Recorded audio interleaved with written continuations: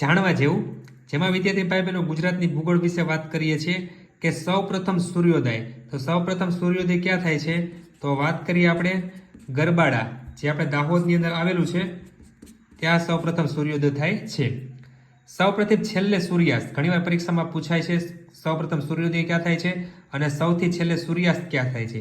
તો સૂર્યાસ્તની વાત કરીએ વિદ્યાર્થી ભાઈ બહેનો, તો કોટેશ્વર જે છે કચ્છની અંદર, ત્યાં સૌ પ્રથમ છેલ્લે સૂર્યાસ્ત થાય છે. સૌથી વધુ ગામડા ધરાવતો જિલ્લો, તો સૌથી વધુ જો ગામડા ધરાવતો જિલ્લો હોય તો એ છે બનાસકાંઠા.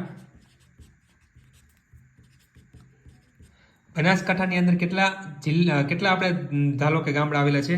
તો પરીક્ષામાં એ પણ પૂછાય છે 1237. ત્યાર પછી છે સૌથી ઓછા ગામડા ધરાવતો જિલ્લો.